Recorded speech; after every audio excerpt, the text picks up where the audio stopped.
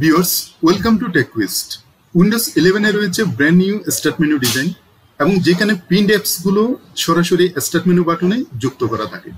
Start মেনুতে একটি app pin করতে চাইলে আপনি প্রথমে স্টার্ট মেনুতে ক্লিক করুন, এখান থেকে এসে অল অ্যাপসে ক্লিক করুন, এখান থেকে খুঁজে নিন আপনার প্রয়োজনীয় অ্যাপটি।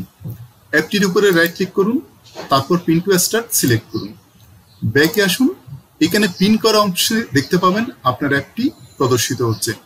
একইভাবে এই কাজটি আপনি করতে পারেন টাস্ক বারে অবস্থিত সার্চ বক্সের মাধ্যমে।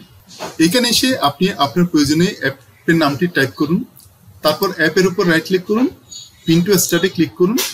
স্টার্ট মেনুতে গিয়ে পিন অপশানে আপনি আপনার অ্যাপটিকে দেখতে পাবেন। আপনি চাইলে এখানে কোনো একটি অ্যাপের উপর রাইট ক্লিক করে সেটিকে আবার আনপিন করে দিতে পারেন।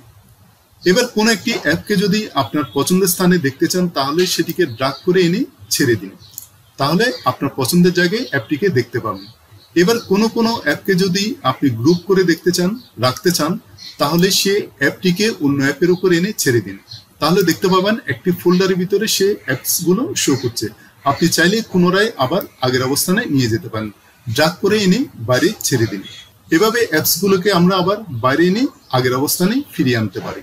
এভাবে আপনি আপনার প্রয়োজনীয় অ্যাপসগুলোকে কাস্টমাইজ করে স্টার্ট মেনুতে গুছিয়ে রাখতে পারেন। আশা করি ভিডিওটি আপনাদের অনেক কাজে আসবে। এরকম আরো ভিডিও দেখতে চাইলে চ্যানেলটিতে সাবস্ক্রাইব করে পাশে থাকুন। ধন্যবাদ।